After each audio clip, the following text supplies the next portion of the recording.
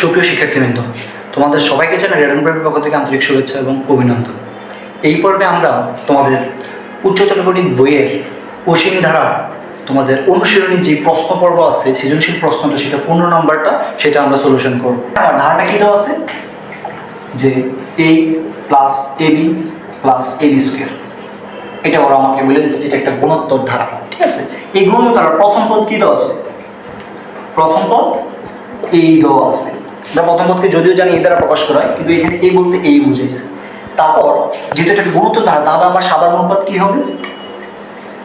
সাধারণ অনুপাতকে আমরা জানি আর দ্বারা প্রকাশ করা হবে। তাহলে সাধারণ অনুপাত আর ইকুয়াল, আমরা জানি সাধারণ অনুপাত ইকুয়াল দ্বিতীয় পদ ভাগ প্রথম পদ। এখানে দ্বিতীয় পদ কি? A B. দ্বিতীয় পদ ভাগ প্রথম পদ, প্রথম পদ কি? এ। তাহলে সাধারণ অনুপাত কি পেলাম আমরা? Just B. এখন ওরা আমাকে প্রশ্ন করলো ধারাটির সপ্তম পদ নির্ণয় করো। আমরা গত পর্বে জেনেছি যে একটা গুণোত্তর ধারার n-তম পদ নির্ণয়ের যে সূত্রটা, n-তম পদ equal a r to the power n-1। এখানে যেহেতু ওরা আমাকে বলছে সপ্তম পদ বের করতে, তাহলে n সপ্তম পদ কি হবে? n এর মান কত হবে? 7 হবে, যেহেতু ওরা আমাকে বলছে সপ্তম পদ। যদি এখানে দশম পদ বলতো n এর জায়গায় শুধু 10 হতো, ব্যাপারটা এমন। তো দেখো এখানে a মানে প্রথম পদ কি? a আছে, তাই এর জায়গায় a রাখলাম। আর মানে আমরা সাধারণ পদ কি পাইছি? b। এই যে b, আর এর জায়গায় b দিলাম। যেহেতু এটা আমি সপ্তম পদ বলছে, তাহলে এর জায়গায় কি হবে? 7। এর জায়গায় 7 - 1। এটা ক্যালকুলেট করলে কি হয়? a b টু দি পাওয়ার 6। এটাই হলো না এই ধারাটির সপ্তম পদ। ধরি এখানে a ইকুয়াল 1, আমাকে যেহেতু বলে দিয়েছে a ইকুয়াল 1 ধরতে আর b ইকুয়াল হাফ ধরতে। তো a ইকুয়াল 1 আর b ইকুয়াল হাফ হলে আমার তো আগে ধারাটা বের করতে হবে, ধারাটা কি হয় সেটা দেখতে হবে। আমি যদি আমার ধারাটাকে কমপ্লিট করি, a এর জায়গায় 1 দিলাম প্লাস a এর জায়গায় 1 ইনটু b এর মান কি বলছে? হাফ বলে দিয়েছে, b এর মান আমি হাফ দিলাম প্লাস আবার a এর মান 1, b এর মান কি দেওয়া আছে? হাফ। এই যে হাফ। তাহলে আমার ধারাটা কি হয়? 1 প্লাস এটা ক্যালকুলেট করলে হবে হাফ, এটা ক্যালকুলেট করলে হবে 1/4। এইভাবে আমার ধারাটা যাচ্ছে। ঠিক আছে, এখন আমাকে কি বলছে? a equal 1 b equal half হলে ধারাটির অসীমতক সমষ্টি যদি থাকে, আচ্ছা এটা অসীমতক সমষ্টি থাকার কন্ডিশনটা কি? আমরা জানি আর এর মান যদি একের থেকে ছোট হয় তাহলে সেটা অসীমতক সমষ্টি থাকবে। তো আমরা আগে দেখি এই ধারাটার প্রথম পদ কি পাইলাম? প্রথম পদ পাইলাম 1। আর সাধারণ অনুপাত, এই যে সাধারণ অনুপাতের উপর আমার ধারাটার অসীমতক সমষ্টি থাকবে কিনা সেটা নির্ভর করে। তাহলে সাধারণ অনুপাত কি পেলাম? সাধারণ পদকে আর দ্বারা প্রকাশ করা হয়। দেখো সাধারণ পদ আমরা কি জানি? দ্বিতীয় পদ ভাগ প্রথম পদ। দ্বিতীয় পদকে হাফ, হাফকে যদি 1 দ্বারা ভাগ করি, এই যে দ্বিতীয় পদ হাফ ভাগ 1, এটা ক্যালকুলেট করলে কি হয়? হাফই হয়। ঠিক আছে, আমরা সাধারণ পদ পেলাম হাফ, যেটা জানি অবশ্যই আমার একের থেকে কি ছোট। তো যেহেতু একের থেকে ছোট, আমার অবশ্যই এটা কি অসীমতক সমষ্টি থাকবে। তো এখন আমাকে বলছে যদি অসীমতক সমষ্টি থাকে তবে তা নির্ণয় করো। আমরা দেখতে পেলাম এখানে অসীমতক সমষ্টি আছে, তাহলে এখন অসীমতক সমষ্টি যদি আমরা নির্ণয় করি কি হয়? দেখো আমরা অসীমতক সমষ্টি সূত্র কি জানি? যে s infinity equal a by 1 minus r। এখানে a মানে কি দেওয়া আছে? দেখো এই যে a মানে প্রথম পদ, এখানে প্রথম পদ কি পেলাম আমরা? 1 বাই 1 মাইনাস r। আর মানে কি? সাধারণ পদ। এই যে r মান কত পেলাম? হাফ। আর 1 থেকে যদি হাফ মাইনাস করি সেটা কি হয়? হাফই হয়। এটা ক্যালকুলেট করলে কি হবে আমার? 2। এই হলো এই ধারাটা। যখন আমরা a এর মান 1 আর b এর মান হাফ দেবো, আমরা এই ধারাটা গঠন করলাম। গঠন করার পর এখানে সাধারণ পদটা বের করলাম, বের করে দেখলাম কি এখানে r এর মানটা আমার 1 থেকে ছোট। তার জন্য আমরা বুঝছি অসীমতক সমষ্টি থাকবে। অসীমতক সমষ্টি থাকার পর আমরা যে অসীমতক সমষ্টির সূত্র দ্বারা a by 1 minus r calculate করে অসীমতক সমষ্টি বের করলাম। এটা গেল আমার খ। তারপর দেখো গ কি বলছে।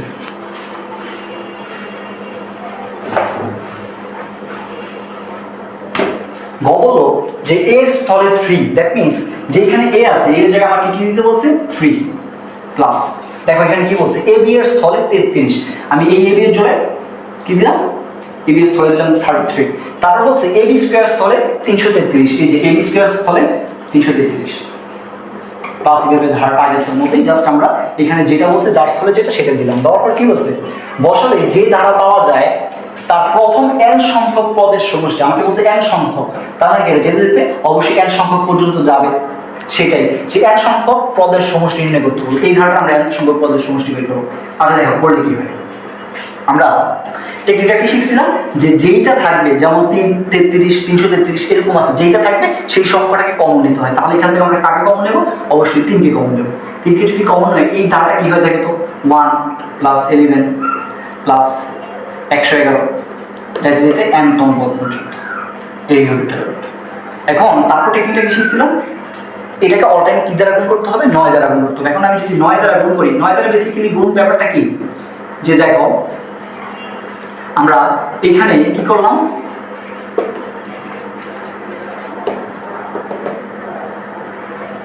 আচ্ছা এখানে 9 দ্বারা তো গুণ করা যায় না বেসিক্যালি। এখানে দেখো আমি প্রত্যেকটা থেকে যদি 9 যদি কমন নেই কি হয়, আবার এই আগের রাশি চলে আসে। এখন 9 কমন নেওয়ার পর 9 কাটা দিলে কিন্তু আগেরটাই চলে আসে। জাস্ট একটা টেকনিক অ্যাপ্লাই করবো, নিচে 9 দিয়ে ভাগ করার সিস্টেম রেখে পুরোটাকে 9 দ্বারা গুণ করে দিলাম। তারপর কি করা যায় দেখো, এখানে 3/9 যেভাবে এটাকে ক্যালকুলেট করলে কি হয়, 1/3, ঠিক আছে। তারপর একটা সেকেন্ড ব্র্যাকেট দিলাম। এই 9 কে আমরা কি লিখতে পারি, 10 - 1।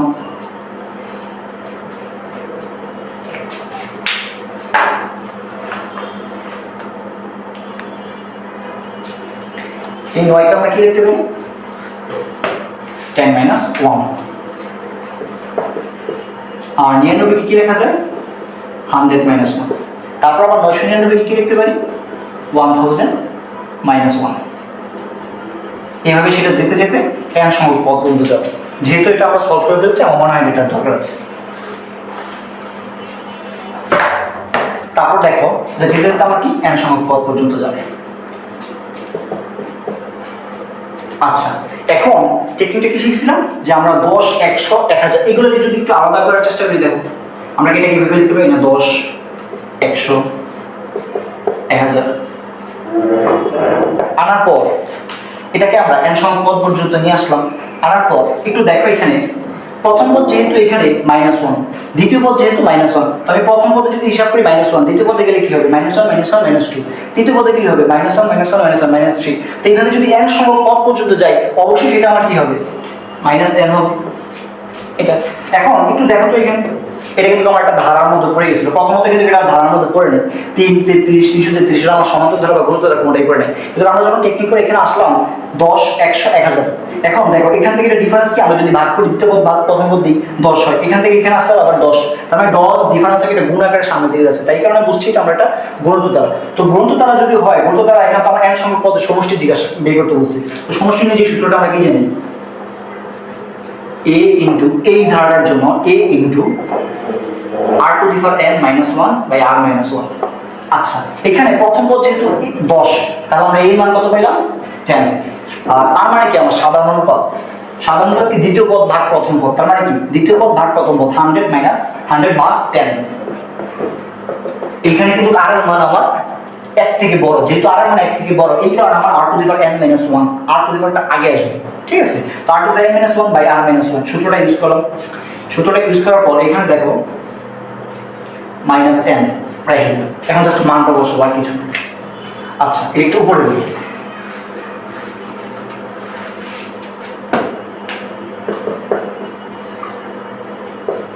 দেখো এর মান কি পেয়েছি আমরা, এর মান পেলাম 10 ইনটু আর মান কি পেয়েছি, আর মান 10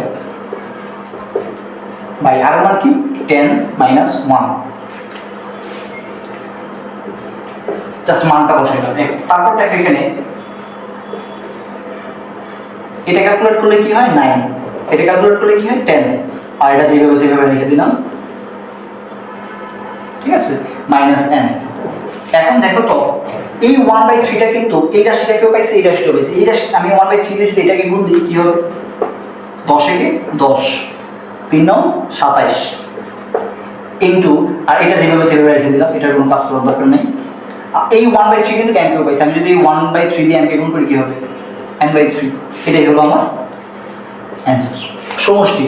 এটা করলে কি হয়, a প্লাস ar² তিনটা যোগ করলে আমরা কত বলছি এখানে, যে 24 সমস্ত 4/5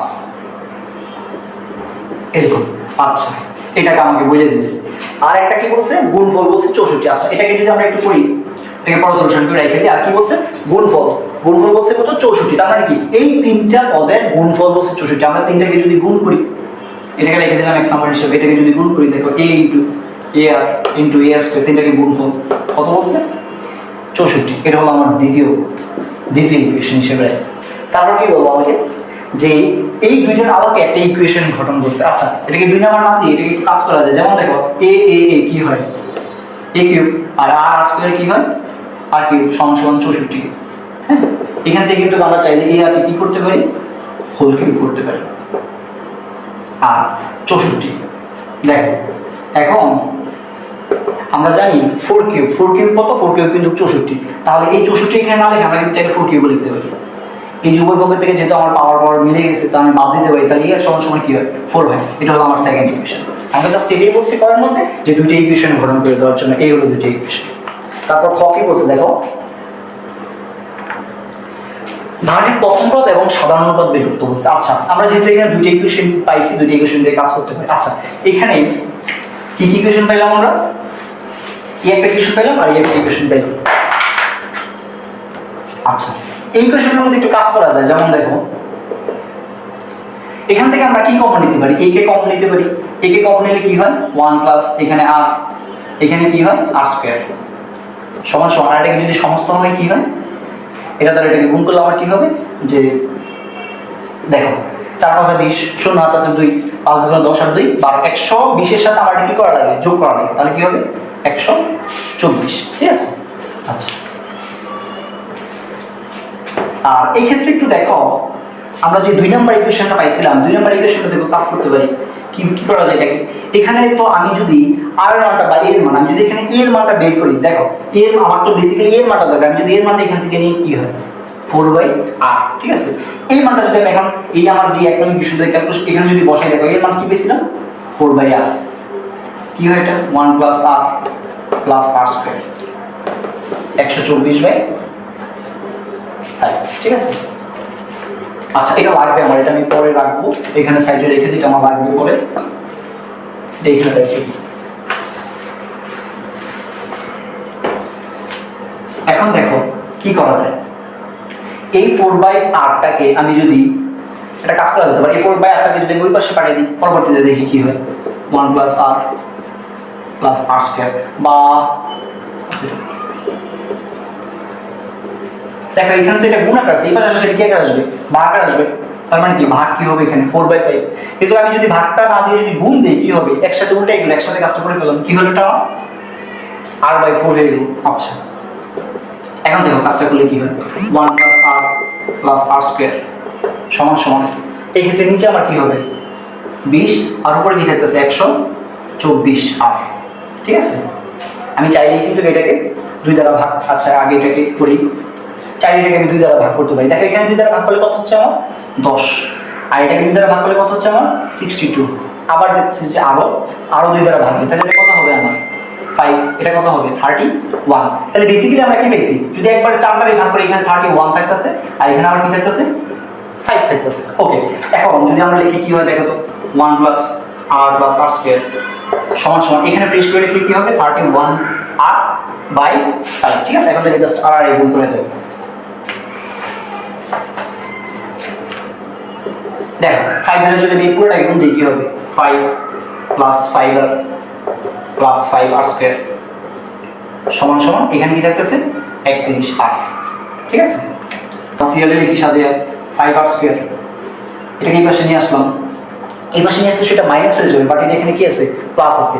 31টা মাইনাস হয়ে গেল, এটা আমার প্লাস। 31 থেকে যদি 5 বাদ দিই আমার কত থাকতেছে 26, সেটা অবশ্যই কিসের হবে মাইনাস হবে, কারণ এটা এই পাশে আসলে তো মাইনাস হবে, এটা তো +5 ক্যালকুলেট করলে -26, আর এখানে কি আছে +5, এখানে সমান সমান 0। এখন আমি এটাকে মিডল টার্ম করতে পারি, নরমালি মিডল টার্ম আশা করি তোমরা অনেকেই জানো, তো ক্যালকুলেট করলে কি হবে দেখো তো, আমরা এটাকে এইভাবে দিতে পারি 25r minus r। Middle term system কি, দুইটাকে এমন ভাবে যোগ বিয়োগ করতে হবে যাতে যোগ বিয়োগ এটা হয় আর এই দুইটার গুণফল বাকি দুইটার গুণফলের সমান হয়। দেখো দুইটা যোগ বিয়োগ করলে এটাই হয়, আর এই দুইটাকে গুণ করলে 25r স্কয়ার, এই যে অপর দুইটার গুণফলের সমান। আচ্ছা পরবর্তীতে এখন এই দুইটা থেকে আমরা কাকে কমন নিতে পারি, দেখো আমি এই দুইটা থেকে কাকে কমন নিতে পারি 5 এর কমন নিতে পারি, কি হয় r মাইনাস, আমি 5 এর কমন নিছি, তাহলে r চলে গেছে 5 এ চলে গেছে, জাস্ট কি থাকবে এখানে 5 থাকবে।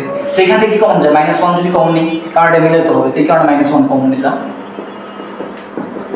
আচ্ছা এখন দুইটা মিলে, দুইটা থেকে যদি আমরা কমন নিই একটা r-5 আর বাকির দিয়ে একটা 5r - 1 সমান সমান 0। এখন আমরা জানি দুইটা রাশির গুণফল যদি 0 হয় প্রত্যেকটা আলাদাভাবে 0 সমান। আচ্ছা যদি হয় তাহলে কি হয়, আর মাইনাস 5 সমান সমান 0, অর্থাৎ আর ইকুয়াল কি পেলাম আমরা জাস্ট 5। এটা একটা। আরেকটা কিন্তু এখানে আছে, আমরা জানি দুটো রাশি গুণফল 0 হলে প্রত্যেকটা আলাদা 0 সমান, এটা 0 দিয়ে সমান দিলাম, আবার এটা 0 সমান ধরতে হবে, তাহলে কি হয়ে যাবে? অথবা 5r মাইনাস 1 সমান সমান 0 বা 5r ইকুয়াল 1। তো আর ইকুয়াল কি হলো আমার 1/5। আর মান কিন্তু এখানে দুইটা পাইছে। তোরা আমাকে কি বলছিল প্রশ্নে বলছিল প্রথম পদ এবং সাধারণ পদ বের করতে। দেখো আমরা সাধারণ পদ কিন্তু বের করে ফেলছি, এখন আমার প্রথম পদটা বের করতে হবে। আমি 2 নম্বর ইকুয়েশন থেকে একটা ম্যাথ এখানে রাখছিলাম, আমি বলছিলাম যেটা আমার পরে লাগবে, এখন কিন্তু এখানে এটা লাগবে। তো এটাকে আমি তখন 3 নম্বর ইকুয়েশন হিসেবে আনি বের করছি। এখন আমি যদি এই ইকুয়েশনে আর কিন্তু দুইটা মান, আমার কিন্তু দুই ক্ষেত্রে দুইটাই এর মান হবে। আচ্ছা দেখো, আর এর মান যখন আমার 5, তখন এর মান কি হবে? এ কি বলছে 4/5 বলছেন, এ কি বলছে 4/r, তাহলে এই আর এর মান কত 5। যখন আর এর মান 5 তখন এর আর আমার এর মান কি পেলাম 4/5। আবার আর এর মান যখন 1/5 তখন এর মান কি হবে? দেখ এই ইকুয়াল কি পেয়েছি আমরা 4/r, আর এর মান কত 1/5। এটা ক্যালকুলেট করলে কি হয়? এটা উপরে চলে আসলে আমরা ক্যালকুলেট করলে কি হবে 20। তাহলে একটু দেখো, আর এর মান যখন আমি 5 তখন এর মান পেলাম 4/5, আবার আর এর মান যখন 1/5 তখন এর মান কত 20। দুই জায়গায় একটা হবে। আচ্ছা এটাই গেল। তারপর তোমাদের গ নম্বর প্রশ্ন দেখো কি বলছে, যে সাধারণ অনুপাত 1/5 হলে ধারাটির অসীমযোগ সমষ্টি নির্ণয় করতে। আমার কি বলছে এখানে আর এর মান 1/5 হলে, ওরা অবশ্যই 5 বলতে পারতো, কেন বলে নাই? কারণ আমরা জানি আর এর মান যদি 1 থেকে বেশি হয় সেটা কিন্তু অসীমযোগ সমষ্টি থাকে না, এই কারণে ওরা আর এর মান 5 হলে এটা বলে নেই। কি বলছে? আর ইকুয়াল 1/5 বলে। আচ্ছা দেখো এখানে কি পেলাম আমরা এখান থেকে ক্যালকুলেট করে দেখলাম যে আর এর মান যখন 1/5 তখন এর মান আমরা কি পেয়েছি 20। ঠিক আছে। আচ্ছা এই দুটো ইনফরমেশন আমার খ থেকে লাগবে। এখন আমাকে কি বলছে যে ধারাটির অসীমযোগ সমষ্টি নির্ণয় করতে। অসীমযোগ সমষ্টি নির্ণয়ের সূত্রটা আমরা কি জানি? s infinity equal a/1 minus r। ঠিক আছে। আচ্ছা এখানে এর মান কি দেওয়া আছে দেখো 20, 1 মাইনাস r, তার মান কি দেওয়া আছে 1/5। এটা ক্যালকুলেট করলে কি হয় দেখো, এই নিচে মনে মনে মান আছে 1 আর 5 এলসিএম 5, এটা ক্যালকুলেট করলে কি হবে 5 মাইনাস 1, 5 মাইনাস 1 দ্যাট মিন্স 4/5। এখন আমি যদি এটাকে টোটাল ক্যালকুলেট করি কি হবে 20, যখন গুণ দেবো নিচেরটা উপরে চলে আসবে আর উপরেরটা নিচে।